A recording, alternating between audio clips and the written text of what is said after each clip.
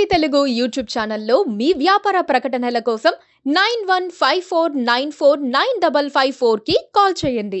అధ్యక్ష, దయ్యాలు వేదాలు వల్లించినట్టుగా 10 సంవత్సరాలుగా ఆర్టీసీని చంపి ఆర్టీసీ ఉంటుందా పోతుందా తీసేస్తామనేటువంటి పరిస్థితులలో ఒక ఎగ్జిక్యూటివ్ డైరెక్టర్ రిటైర్ అయిన ఎండీగా పెట్టి ఆర్టీసీకి జవాబు చెప్తున్నా మీరు జవాబు చెప్తా ఉన్నా. ఇలా 10 సంవత్సరాలుగా ఎప్పుడైతే మనం కమిటీ కాలేమో ఒక కమిటీ వేసి 10 సంవత్సరాలుగా చేయనటువంటి వీళ్ళు ఎలక్షన్ల ముందట ఎటువంటి సంప్రదింపులు లేకుండా ఏమి చర్చలు లేకుండా కనీసం ఆర్టీసీ యాజమాన్యంతో కూడా మాట్లాడకుండా ఆదర తీసుకొచ్చి మళ్ళీ దానికి రాజకీయ రంగం పులవడానికి కార్మికులను రెచ్చగొట్టి గవర్నర్ అనుమతిస్తలేరు, గవర్నర్ దగ్గర ఇంటికి పోయి ప్రొటెస్ట్ చేయించేటువంటి రాజనీతి చేసిన వీళ్ళు ఇలా మాట్లాడుతున్నారు. అధ్యక్ష, ఆర్టీసీ కార్మికులకు సంబంధించి గౌరవ సభ్యులు అడిగినట్టుగా ఆన్సర్ చెప్తున్నా, ఒప్పుకోండి. అదేవిధంగా ఈరోజు తప్పకుండా సార్, అసలు వీళ్ళు కార్మిక సంస్థలు రద్దు చేసి ఇవాళ యూనియన్లకు సంబంధించినటువంటి వీళ్ళు మాట్లాడుతూ ఉన్నారు. ఇలా పునరుద్ధరణ గురించి వాళ్ళకి ఏమక్కుంది, ఎవరు రద్దు చేసినారు, ఎందుకు రద్దు చేసిరో ముందు మీరు ఆ కార్మికులకు క్షమాపణ చెప్పి ముందు అడగండి ఒక్కసారి. మీరు యూనియన్లు రద్దు చేసి మీరు ఆర్టీసీ గౌరవ అధ్యక్షులు మీరు మీ కుటుంబ సభ్యులు ఉండి వాళ్ళు అన్నమో రామచంద్ర అంటుంటే కూడా చచ్చిపోతే కూడా 50 రోజులు సమ్మె చేస్తే పట్టించుకొని మీరు ఒక్క బస్సు కొలే అధ్యక్ష 10 సంవత్సరాలుగా గౌరవ ముఖ్యమంత్రి గారు మా ప్రభుత్వం వచ్చిన తర్వాత బరాబరిగా ప్రభుత్వం బస్సులు కొన్నది. అంతేకాదు 2013 నుంచి పెండింగ్ లో ఉన్నటువంటి 280 కోట్ల బకాయిలను మేము బాండ్ రూపంలో ఉంటే ఇచ్చినాం. 80 కోట్లు పేమెంట్ అయింది. ఆన్లైన్ లో యాజమాన్యం ఇతర అవసరాల గురించి కలుగుతోంది.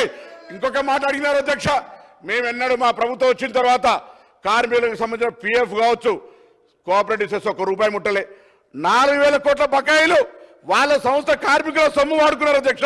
ఇవాళ ఆర్టీసీ 7,000 కోట్ల అప్పులతోటి మాకు అప్పచెప్పితే ఈరోజు ప్రభుత్వం మహాలక్ష్మి పథకం కింద నెలకు 300 కోట్లు ఇచ్చారు అధ్యక్ష.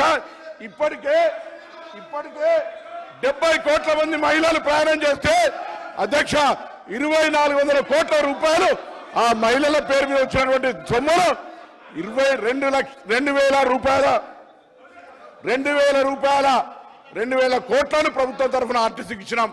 ఆర్టీసీ ఇంకొక మాట చెప్తా ఉన్నారు, కారుణ్య నియామకాలకు సంబంధించి అధ్యక్ష, కారుణ్య నియామకాల పాలసీ ఎవరు తెచ్చినా ఇంకా సరళీకృతం చేసి ఈరోజు ఆర్టీసీ కార్మికుల కుటుంబాలందరికీ కూడా ఆధారం ఇస్తా ఉన్నాం. మేమేం ఎన్నడే జీవాలు మార్చలే. తప్పకుండా ఆర్టీసీ కార్మికుల కుటుంబాల నుంచి చనిపోయిన వాళ్ళతో పాటుగా ఆరోగ్యం బాగలేనటువంటి వాళ్ళకు కూడా వాళ్ళ పిల్లలకు ఉద్యోగాలనే పాలసీ తీసుకొచ్చాం అధ్యక్ష. ఆర్టీసీ తార్నాక హాస్పిటల్ని కూడా ఇవ్వాలనే మొన్ననే ఎంఆర్ఐతో పాటుగా సిటీ స్కాన్ తీసుకొచ్చి క్యాత్ ల్యాబ్ దాకా అభివృద్ధి చేసి ఆర్టీసీ కార్మికులతో పాటుగా అనేకం తీసుకుపోయే ప్రయత్నం చేస్తాను అధ్యక్ష. అదేవిధంగా ఈరోజు 45 లక్షలు ప్రయాణం చేసే సంస్థ 56 లక్షల మందిని ప్రయాణం చేస్తున్నారు అధ్యక్ష ఈరోజు. అంతేకాదు 3,000 కొత్త బస్సులకు సంబంధించి వారు అడుగుతా ఉన్నారు ఉద్యోగాలకు సంబంధించి అడుగుతా ఉన్నారు.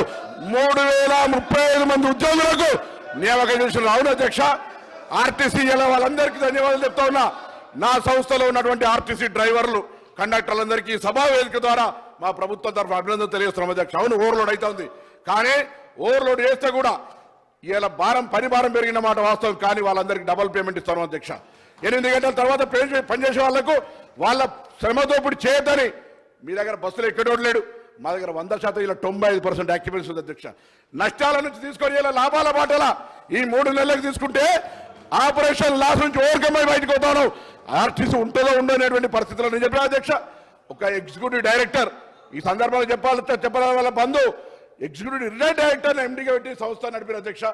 50 రోజులు సమ్మె చేస్తే పట్టించుకోలేదు అధ్యక్ష. వీళ్ళు ఎలా కమిటీ కాకపోవడంతో ఒక కమిటీ చేసి ఇక దోపిడీ ఎలక్షన్లు అమ్ముకుంటే 50,000 ఆర్టీసీ కుటుంబాలు వ్యతిరేకిస్తున్నాయి, మనం గెలవలేం కావచ్చు అనేటువంటి ఆలోచనతోటి ఆర్టీసీ కార్మికులకు ఒక ఈ భూతత్వం చూపెట్టిన అధ్యక్ష. అయినా వాళ్ళు ఇవాళ ఈ ప్రభుత్వాన్ని ఆశీర్వదించారు కాబట్టి మీరు పెండింగ్ లో ఉన్నటువంటి 2017 నుంచి 21 పిఆర్సీ ఇచ్చిన 21%, వాటితో పాటుగా 2013 నుంచి ఉన్నటువంటి బకాయిలు ఎవరిచ్చిన అధ్యక్ష బకాయిలు 280 కోట్లు శాంక్షన్ చేసిన. అవును, పంపిణీలో జాప్యం జరుగుతుండొచ్చు, తప్పకుండా ఈ వేదిక ద్వారా ఈ సభ ద్వారా ఇప్పటికే ప్రభుత్వం 80 కోట్లు ఇచ్చింది, మిగతా కూడా ఇస్తామనే మాట మనం చేస్తా ఉన్నాం. అదేవిధంగా ఈరోజు వాళ్ళు ఏదైతే ఆదరాబాదర అధ్యక్ష డేటు 15వ తారీఖు 29వ తేదీ నాడు వీళ్ళు క్యాబినెట్ చేసి దాని తర్వాత 10 తారీఖు నాడు నోటిఫికేషన్ వచ్చింది అధ్యక్ష. వీళ్ళు దీని గురించి మాట్లాడతారు, ముసలి కన్నీరు కాలుస్తారు. నిజంగా ఆర్టీసీ కార్మికులకు ముందు చిత్తశుద్ధి ఉంటే 10 సంవత్సరాలుగా ఆర్టీసీని ఎందుకు చంపే ప్రయత్నం చేశారు?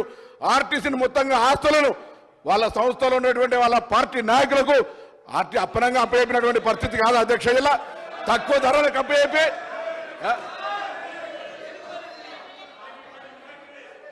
మీ శాసనసభ్యులకు ఆనాడు మీ ఇష్టం ఉన్నట్టుగా ఆర్టీసీ ఆస్తులు ఇచ్చుకున్నటువంటి పరిస్థితి కాదు అధ్యక్ష.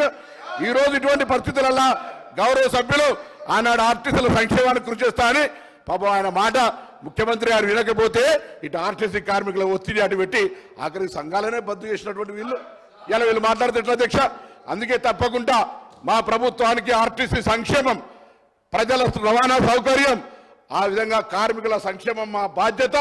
మేము ఈ 3 అంశాలను స్ఫూర్తిగా తీసుకొని ఎక్కడ కూడా ఆర్టీసీకి అన్యాయం జరగకుండా కార్మికులకు సంబంధించి తప్పకుండా భవిష్యత్తులో అన్ని రకాల చర్యలు తీసుకుంటామనేటువంటి మాట మనం చేస్తూ ఈరోజు ఆర్టీసీకి సంబంధించి మాట్లాడే నైతిక హక్కు కూడా టీఆర్ఎస్ పార్టీ శాసనసభ్యులకు, అందులో హరీష్ రావు గారు ఆర్థిక శాఖ మంత్రిగా 5 ఏళ్ళు ఉన్నాడు. ఆర్టీసీకి ఏ విధంగా సహకారం చేస్తున్నారు కానీ బడ్జెట్లో 1500 కోట్లు పెడతారు, 400 కోట్లు కూడా ఇవ్వనటువంటి లెక్క మొత్తంగా వారికి నేను లిఖితపూర్వకంగా మీ ద్వారా పంపిస్తా అధ్యక్ష. వీళ్ళు మాట్లాడితే ఎట్లా అధ్యక్ష? ఇవాళ మేము 2400 కోట్లు మహాలక్ష్మి కింద ఇచ్చినటువంటి సొమ్ములో దాదాపు 2000 కోట్ల రూపాయలు ఇప్పటికే ఆర్టీసీకి ఇచ్చినాం. 280 కోట్ల బాండ్ రూపంలో 80 కోట్లు ఇచ్చినాం. 21% పిఆర్సీ, 35 కోట్ల అదనం భార పడుతున్నా ఇలా ఆర్టీసీ మేము నిర్ణయం తీసుకున్నాం. భవిష్యత్తులో అన్ని రకాల ఆర్టీసీ సంక్షేమానికి సంబంధించి నిర్ణయాలు తీసుకున్నాం అధ్యక్ష. ఒకసారి వాళ్ళు అడగండి, ఇవన్నీ మాట్లాడిన వాళ్ళు వాళ్ళ ఆర్మూరు ఎమ్మెల్యే జీవన్ రెడ్డి గారు, వాళ్ళ ఆనాడు ఉన్నటువంటి ఎంపీ లేదా ఇంకొక గతంలో ఉన్నటువంటి ఎంపీ ఇవన్నీ తీసుకున్న ఆస్తులు ఆనాడు మీకేమనిపించలేదు అధ్యక్ష? ఆర్టీసీ సంక్షేమం ఆనాడు కనవలేదా? నేను అన్నిటికంటే ఒక ప్రశ్న అడుగుతాను వీళ్ళను. అసలు ఆర్టీసీ లాంటి సంస్థకు ఇవాళ ఒక రిటైర్డ్ ఈడీని ఎందుకు ఎండీ పెట్టినారో చెప్పమని అడుగుతూ తప్పకుండా మరొకసారి ప్రభుత్వం పక్షాన మీ ద్వారా సభందరికి కూడా సమస్త ఆర్టీసీ కార్మికులు చెప్తాను, తప్పకుండా ప్రభుత్వం ఈ అంశం పరిశీలనలో ఉంది. వాళ్ళు కమిటీ కాక ఒక కమిటీ చేసి జాప్యం చేసి ఉండొచ్చు. మేము దాని మీద చర్చల ప్రక్రియ ఇతరతర కార్యక్రమాలు తీసుకుంటా ఉన్నాం. తప్పకుండా దానికి సంబంధించి ఆర్టీసీ కార్మికులకు ఎక్కడ కూడా ఇబ్బంది లేకుండా ఉండే విధంగా చర్యలు తీసుకుంటామనే మాట సందర్భంగా మనం చేస్తా ఉన్నాం. Please subscribe to KTV Telugu. KTV Telugu. KTV Telugu. KTV Telugu channel.